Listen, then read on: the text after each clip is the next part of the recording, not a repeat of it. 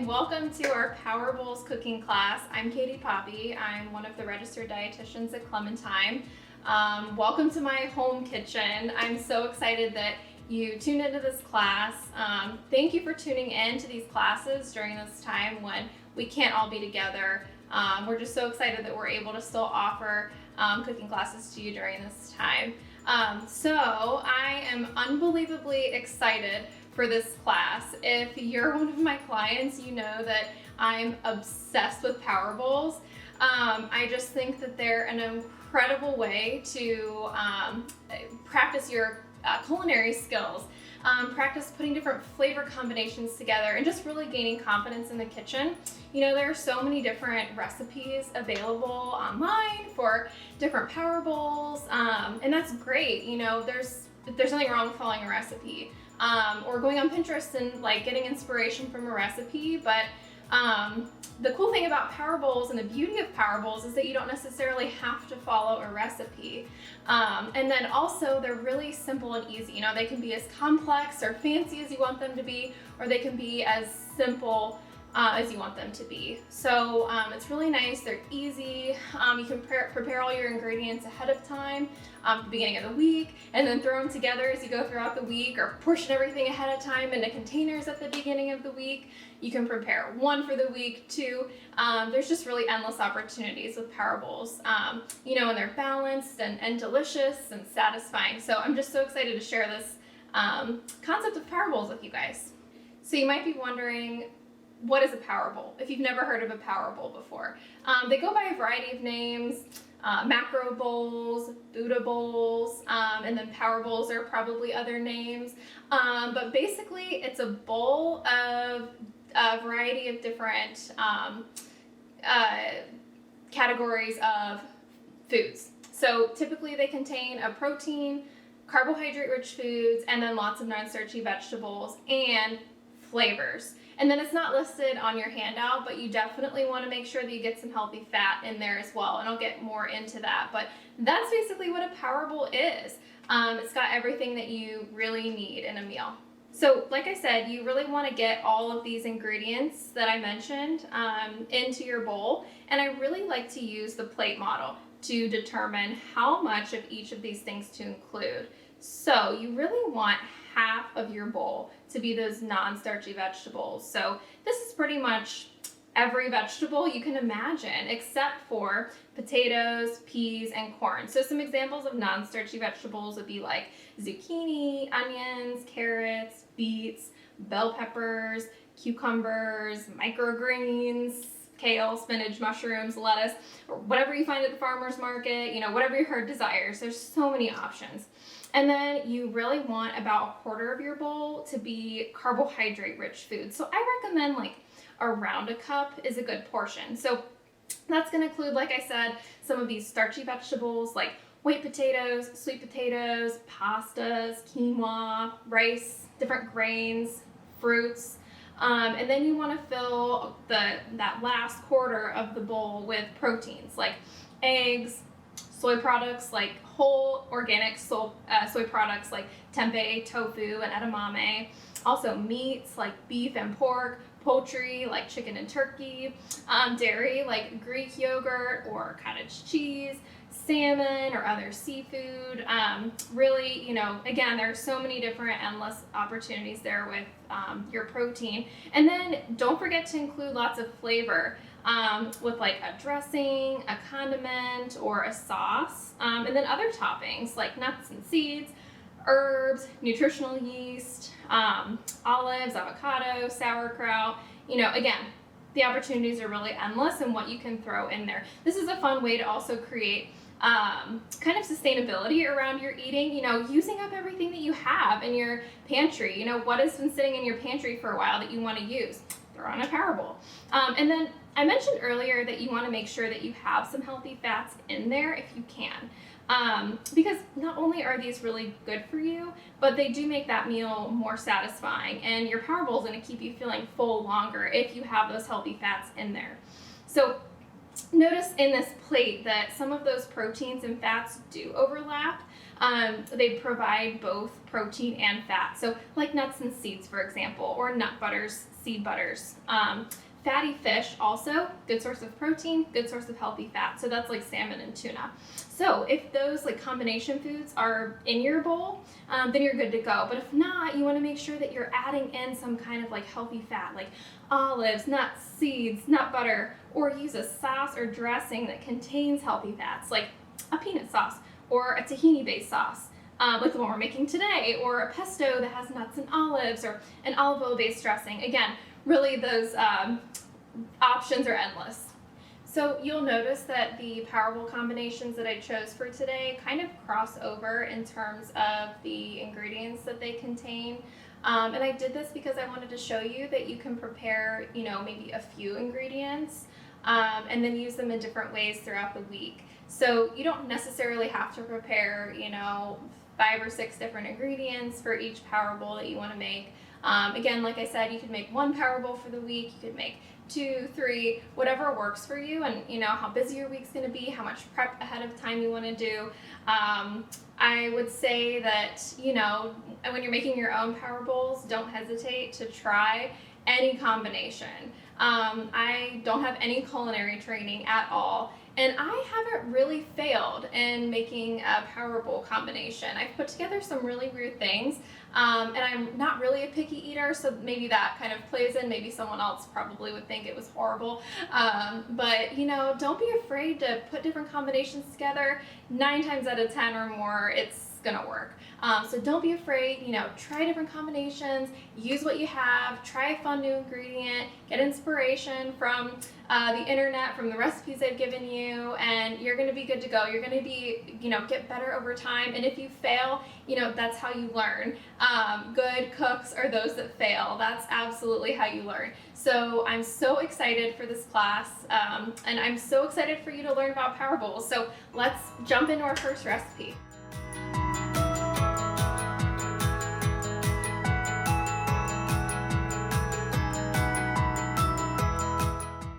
Alright, so first we're going to start with the taco bowl. So you can see there on the second page of your handout, I've listed every ingredient I'm including in each bowl. You'll notice in the taco bowl it says ground beef, but I forgot to defrost my ground beef. So I'm just going to use the chicken thighs that I'm already using in the pesto bowl for this bowl also. Just goes to show that you can kind of be flexible and versatile with your Power Bowls. So I'm using chicken thighs, so I'm going to go ahead and cut these up.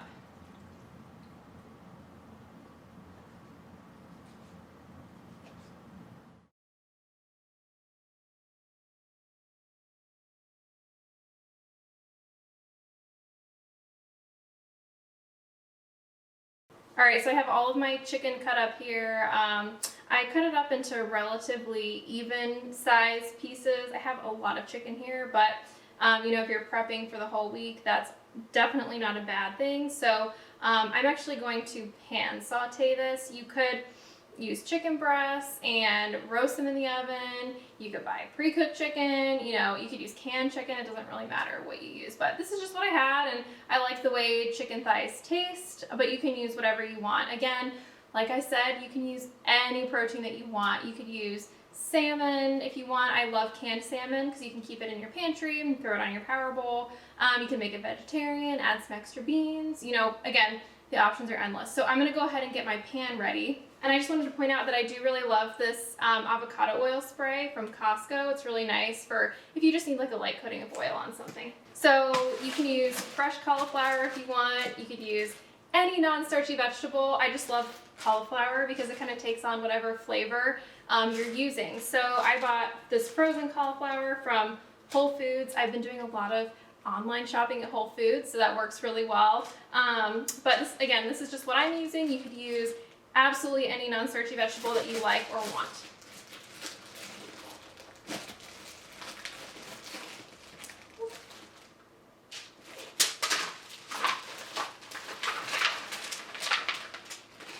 So I'm just going to dump this onto my parchment.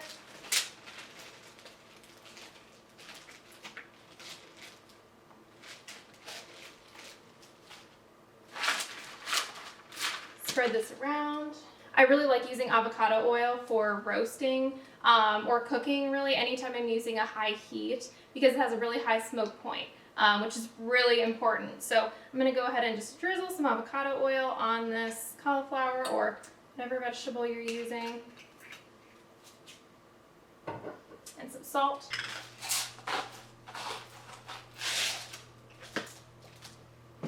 And I'm just going to toss this with my hands. Sometimes I'll use that avocado oil spray I showed you to get a nice even coat if I'm feeling lazy and don't want to mix it on the tray here. But this works really well, so I'm going to pop this in the oven here. Alright, so like I said, you can use any vegetable. I've included a recipe in your packet that talks about really how to roast pretty much any vegetable. I really like to roast at 425 degrees-ish, depending on your oven. And most things cook really well from 20 to 30 minutes. I would say check it around 15-20 minutes, depending on how big the chunks of the vegetables are. And basically, once they prick easily with a fork, they're good to go. So I'm going to leave those in there for around 15 minutes, and then I'll check on them. Alright, so my pan is heated up now, so I'm going to throw my chicken in the pan here. Alright, so now that we have the chicken going, we have the cauliflower in the oven, I'm going to get everything else ready. So again, I said that you can kind of prep all of your ingredients ahead of time. So I'm using black beans in a couple of the power bowls that I have. So you could go ahead and rinse them and get them in a container, and then you can throw everything together as the week goes on. So I'm going to rinse these. I think it's really important to rinse your beans.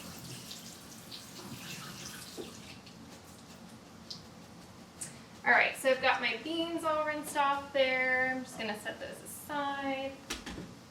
And then I'm going to get my cilantro ready. So I actually harvested this cilantro from the Clem&Thyme garden this morning, and I put it in this jar. I wanted to show you a visual of how I like to store cilantro. So if I am getting cilantro from the store, I usually get a big bunch, and a lot of times you're not always using it right then. So it keeps really well if you actually kind of create a bouquet. This one looks really sad, but normally if you put it, in like a jar or a vase, like a bouquet of flowers. Usually if you're storing it in the fridge, you want to cut off the leaves around the bottom. So put it in this jar with water, put like a plastic bag over the top. It's going to keep really well in your fridge. So just kind of a tip for your herbs. So I'm going to take these out. And I'm actually just going to pull some of these leaves off. Okay, so now I'm going to cut my avocado. You want to be really careful when you're cutting your avocado that you don't cut yourself. But I like to cut into the avocado and move carefully all the way around with my knife. Twist and open it. This isn't the best avocado I've ever seen, but it looks pretty good. And then I really like to actually just keep, so the half that has the pit in it, you can actually just keep in your fridge just like that. You really don't even have to put any plastic wrap over it. You can, it'll probably get a little less brown, but the next time you use it, you can just simply kind of scrape off any part that gets brown. So I'll just throw this in the fridge. And then as I make my power bowls throughout the week, I'll take some of the avocado out. So I really like to just go ahead and slice it in the shell here, carefully. You can do this in slices. I kind of like to do cubes, so I'll go one way and then the other. Of course, being really, really careful.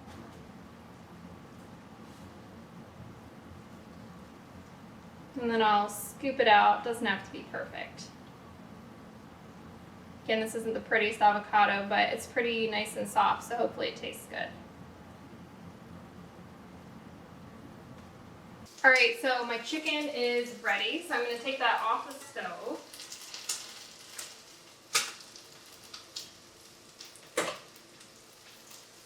Looks so good. If you're cooking chicken on the stove, you just want to make sure that you take the temperature of a big chunk and make sure it reaches an internal temperature of 165. Alright, and then I'm going to get the cauliflower out of the oven. That cooked really quickly because they were really small chunks. So it only took about 15 minutes. So that's why you like to check kind of early. If you have bigger chunks or a tougher vegetable, it might take longer.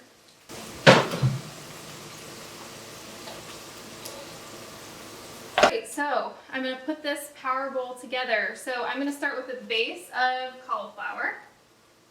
Since that's our non-starchy vegetables, the bulk, I like to put it on the bottom, but again, you can do absolutely whatever your heart desires for a power bowl.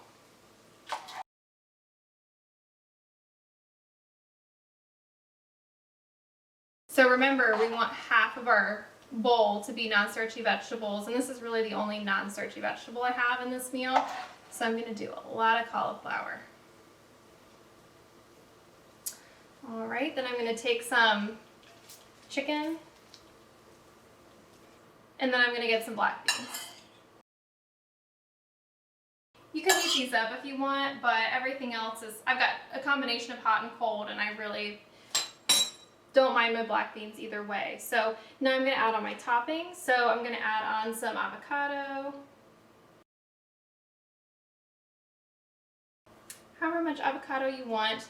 And then I'm going to get my cilantro. I cut up a little bit. It depends on how much you like cilantro. I'm just going to kind of throw that on top here. And then I'm going to add some taco seasoning on here. So there are a variety of ways you can use this. I was originally going to use ground beef, so I would have mixed this into the ground beef while it was cooking. I'm going to be using this chicken for multiple uses, so I didn't mix it in. I'm actually just going to kind of sprinkle some on top here and mix it in as I eat. You could put some of your base ingredients in, throw your taco seasoning in, mix them all up, then add your toppings. Whatever works for you. So this, I went ahead and made this ahead of time. I already had a bunch made up. I always keep this in my pantry. It's something that's always there. I love making my own taco seasoning. So I have a recipe for you there. Basically, you're just throwing all these different spices in a bowl. Chili powder, cumin, salt, black pepper, paprika, garlic powder, onion powder, and oregano. And mine's a little bit lighter. I add a little bit of arrowroot powder in here because that's going to kind of thicken a little bit and give you more of that kind of saucy feel.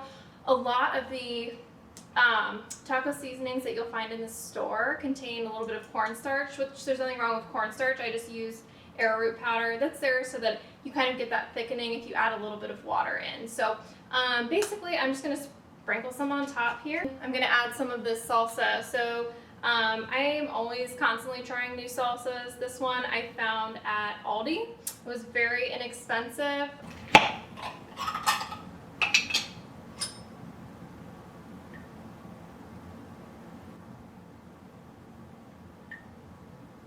I like a lot of salsa, give it lots of flavor.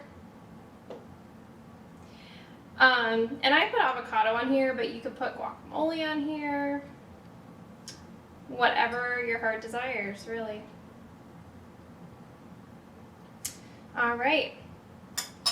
So, there's my first bowl. It's gonna be delicious. I'm very excited.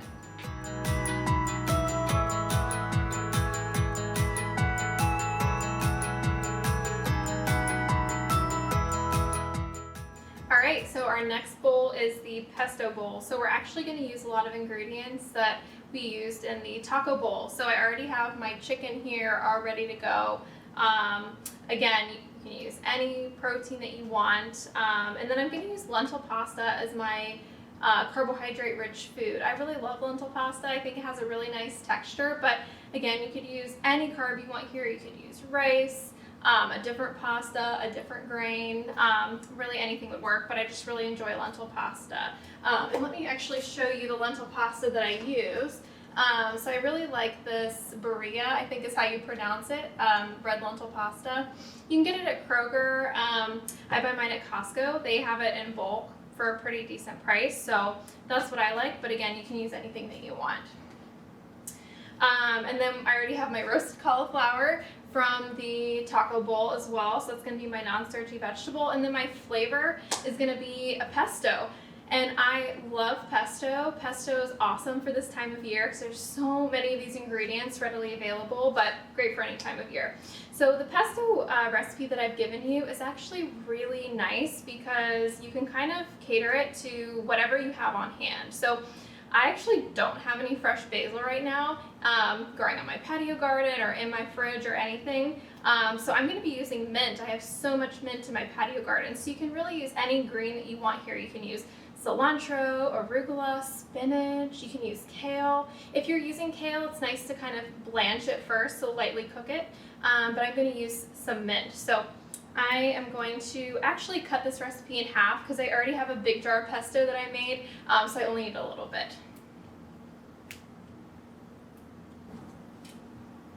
So mint has a really thick woody stem, so any herbs like that, like thyme is the same way.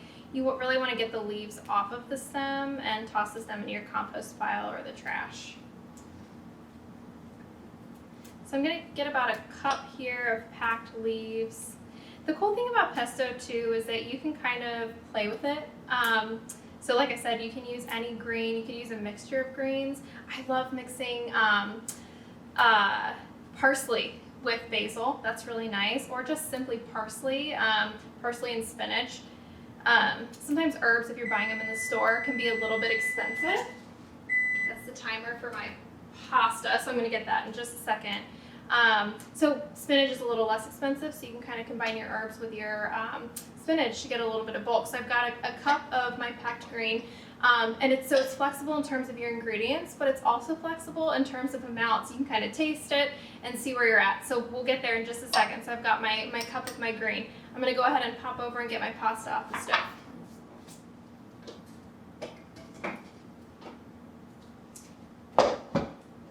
And I have this nice pan where I can just drain it right out of the pan. It's really nice. That took about 10 minutes to cook. Pretty quick. So again, with your power bowls, you can really cook everything at the beginning of the week. Go ahead and make your grain up, make your pesto, make your roast your cauliflower, cook your proteins, get everything ready at the beginning of the week, and then you can plop them together as the week goes on. So now we have our starch, our carbohydrate-rich food, our protein, and our starchy vegetable. We're just making our flavor here. So I've got the mint, so I'm going to go ahead and throw that here in the food processor.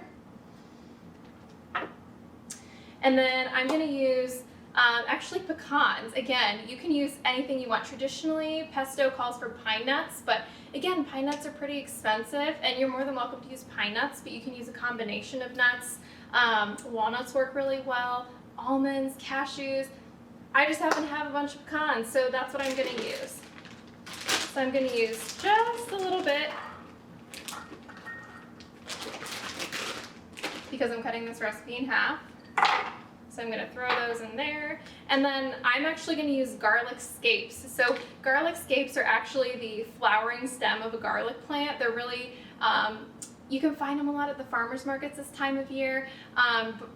Probably a couple weeks before farmers harvest their garlic, this flowering stem comes up and it tastes like garlic, a little more mild, but you can simply just toss these in the food processor. Or you could use garlic bowl or garlic cloves. That works as well. Or you could use garlic out of the can, whatever works for you. And then I'm going to do half a cup of a hard salty cheese. So you could use an aged cheddar, an Asiago. I'm going to use Parmesan. I'm a huge Parmesan fan. So I'm just going to grate this right in there. I'm just going to guess and eyeball it. You could measure it though if you're starting out. But again, you can always taste. So I'm probably close to half a cup. And again, the Parmesan cheese is optional. So this could be completely dairy-free if you want it to be, this recipe. So again, you can kind of make it whatever you want. So I'm going to go ahead and get this food processor started. All right, so now I have all of those ingredients blended up. And now I'm actually going to slowly add in my olive oil while I'm blending, while this is going in the food processor. So I'm going to get my olive oil. And I just want to note, I did add a little bit of olive oil to the lentil pasta when I was done cooking it. It just helps prevent it from sticking. So I threw a little olive oil on there and mixed it in. So now I'm going to do a quarter of a cup of olive oil. And then I'm going to get this pulsing and I'm going to slowly add it as I pulse.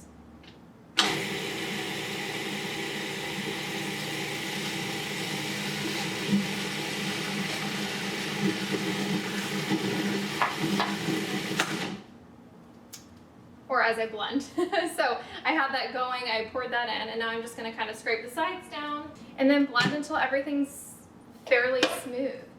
It smells really good. Nice and fresh and minty.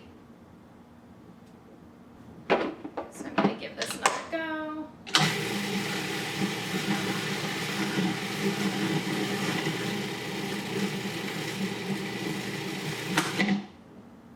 All right, so now we have our pesto. You can store this in the fridge. You can actually store this in the fridge for up to 3 weeks. You can also freeze it and keep it in the freezer for up to 3 months. So I normally kind of make a big batch of pesto. A lot of times I'll double the recipe. You can store pesto in ice cube trays. You can put it in ice cube trays, put it in the freezer. Once they're frozen, pop them out, put them in a Ziploc bag, and then you just have little chunks of pesto. You can put your pesto in a Ziploc bag and lay it flat and keep it in the freezer that way and break chunks off. There's so many ways to use pesto. It's just very versatile. So now we got everything. I'm gonna go ahead and put our bowl together. So again, we have our non-starchy vegetable, which we want to be half of our power bowl, because we want that to be the bulk of our meal. So I'm gonna go ahead and grab this and just put the rest of that in here.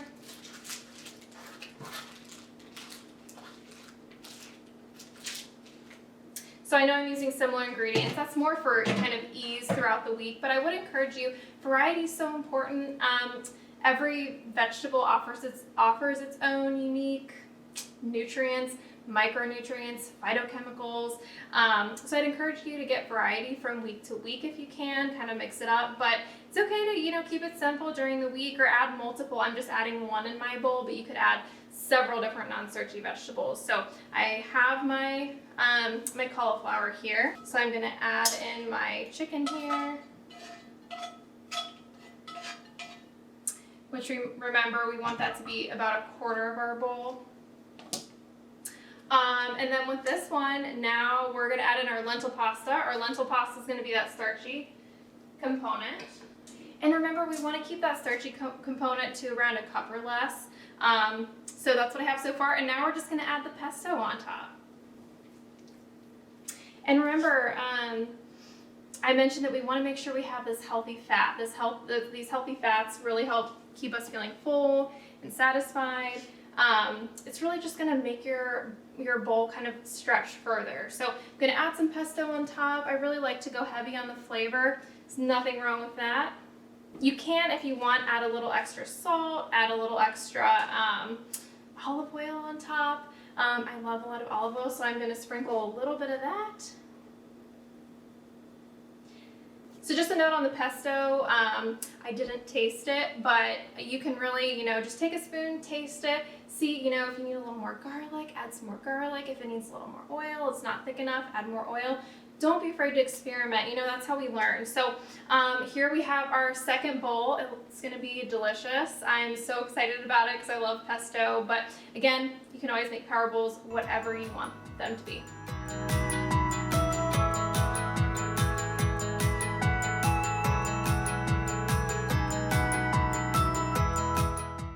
All right, so moving on to our last bowl. This is the everyday bowl. I'm really excited about this bowl. This bowl just simply has some of my favorite ingredients. So I'm so excited about this one, but again, feel free to mix and match and make it your own. So I'm gonna start off with roasting some sweet potatoes. So I'm gonna go ahead and actually just cube these.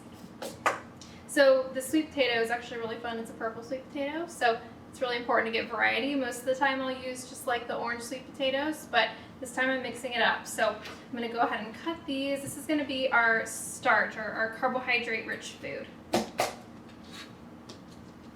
or our carbohydrate-rich component. All right, so now I have all of this cut up. As with everything, you can make this ahead of time. I'm just cutting up one potato because I'm just making a little bit here just to demonstrate, but if I was making this for the whole week, I'd cut up 2, 3, 4 sweet potatoes that you could then throw together as the week goes on. So it's whatever you want. So I'm gonna go ahead and throw this on my sheet pan here.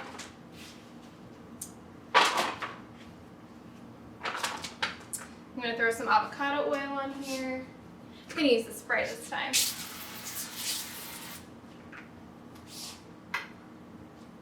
A little bit of salt.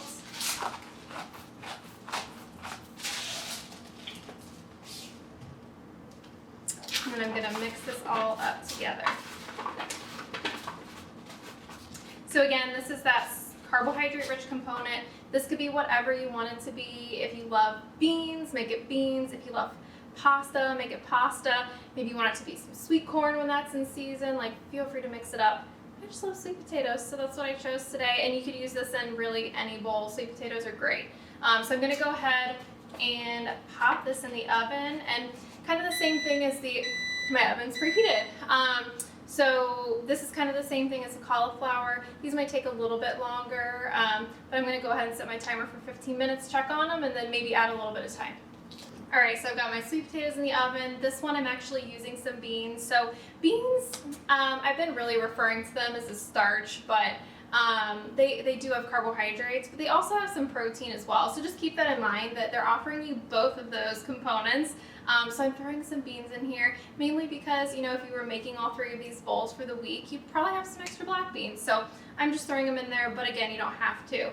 So we have our beans there. I'm heating up my pan because I'm gonna do pan-seared salmon for this. So again, as with everything, you could use any protein that you want. You could use canned salmon. I always have a bunch of cans of salmon in my pantry, or canned tuna, or canned chicken, or you could use roast chicken. You could use the same chicken that you use in the other power bowls. You could use, again, like tofu, edamame, really any protein that you want, but I just really love pan-seared salmon. I had a salmon fillet already thawed out in my fridge. I'd already taken it out of the freezer into the fridge, so I'm gonna pan saute that. So I have my cast iron skillet heating up right now. So I'm gonna go ahead and get started with this orange tahini sauce. I am so excited about this sauce. I love this sauce. It's so good. Literally on everything. I don't know that I've ever put it on something and not liked it. So I would say if you're wanting to start making your own power bowl, if you like this sauce, feel free to throw it on whatever. It's really delicious. So first we're gonna start off. We're actually going to just combine all of the ingredients in here, okay? So first we're gonna put some tahini. It calls for about half a cup. Tahini is made from ground up sesame seeds. This, I actually can't remember where I got this one. I usually get my tahini from Kroger, but it's basically just ground up sesame seeds. It's gonna add that like healthy fat. So it's really just adding that component to this meal. So I'm gonna add about half a cup. I'm just gonna kind of eyeball it. Okay. Then we're gonna add in a couple tablespoons of olive oil, more of that healthy fat. All right, and then we're gonna add in 2 tablespoons of water. And then the zest and juice from 1 orange. So I'm gonna go ahead and cut this in half.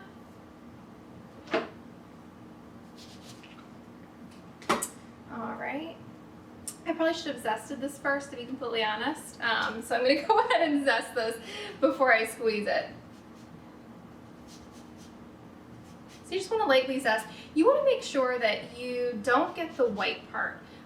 So as you start zesting, you're gonna get to that kind of white part of the skin that's under that bright, vibrant orange color. That's gonna be really bitter, it's gonna taste bitter, so you just wanna be pretty careful as you're zesting. Your kitchen's gonna smell absolutely amazing.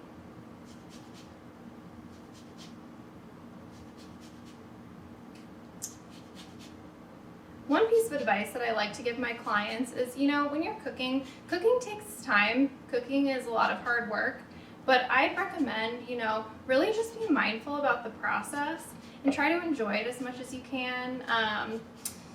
You know, think about the smell of the orange and everything that you're doing. Make your kitchen a space that you love, you know, have a live plant, a bouquet of flowers.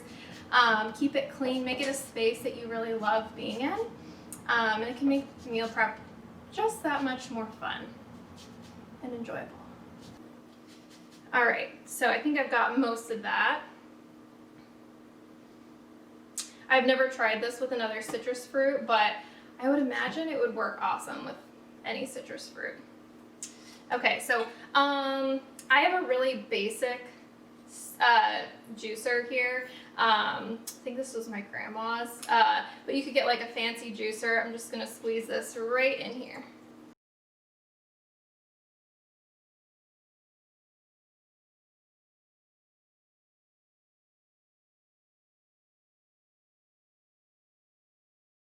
All right, oh my gosh, that smells so good. Then I'm gonna add in some honey, add a little extra sweet. I'm gonna do a couple tablespoons.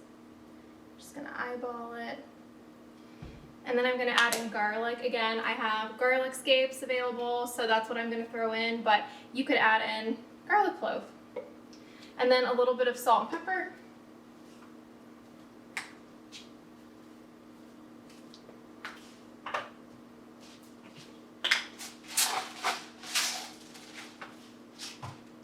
And I'm kind of just eyeballing everything, but I'm gonna taste it once I blend everything up. All right, so I'm gonna taste this.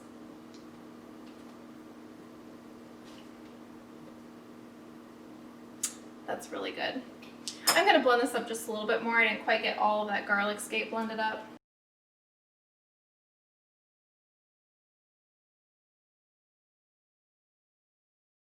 All right, so now we have our dressing. You can keep this in the fridge. You can make it in bulk if you love it. Use it on all your power bowls, put it on salads. It's really great and really versatile. So we've got that. I'm gonna go ahead and head over and get my salmon going. All right, so like I said, I'm going to pan sear a salmon fillet. It's really easy. Basically, I'm just gonna throw on some salt and pepper, a little bit of avocado oil, and then I'm gonna cook it for 5 minutes on each side. All right, so the timer for my sweet potatoes just went off. I'm gonna go ahead and grab those out. All right, so I got my sweet potatoes out of the oven. These look so good. They smell so good.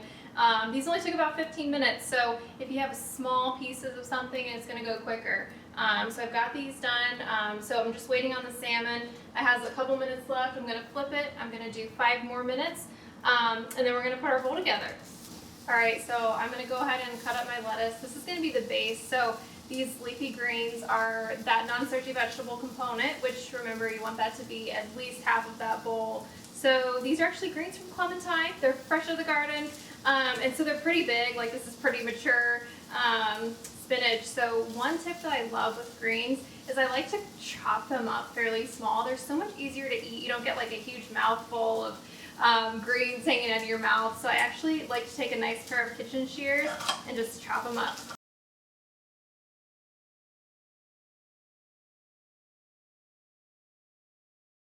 All right, so now that I've got that cut up really small, I'm gonna check on my salmon.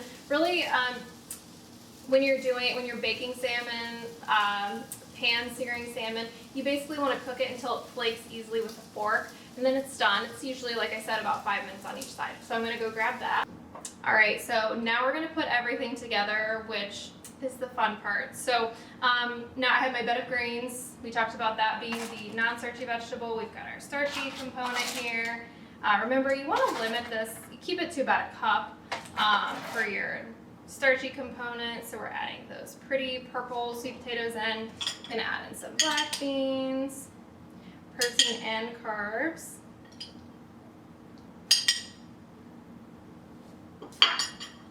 And I love pumpkin seeds, so I'm just gonna sprinkle some pumpkin seeds on there. These are gonna have some protein, and then of course those healthy fats. And they're very actually high in zinc, which is great for your immune system. So why not add some pumpkin seeds to your power bowls and salads? And then I'm gonna add the salmon on. So it's nice and hot right off the stove. Actually make that look pretty, get the top on there. And then I'm gonna drizzle this amazing sauce on top.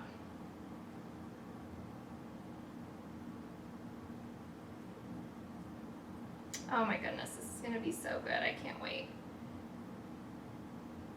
And it's so pretty. I think it's really important that your food be pleasing to the eye and delicious also. So here's my bowl. Got all the components. Remember that that salmon is that protein component, and it has tons of healthy fat. So this has really everything you want in a power bowl. Again, you can mix it up however you want, but enjoy.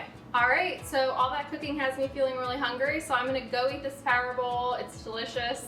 But thank you so much for joining me. I hope you had a really fun time. I hope you feel more knowledgeable about how to make a balanced meal, how to put together a Power Bowl. I honestly had a really hard time deciding which Power Bowls I wanted to make for this class, because there's so many options. But I would say, you know, try these, but don't be afraid to, you know, try your own combinations. Go online, search for inspiration.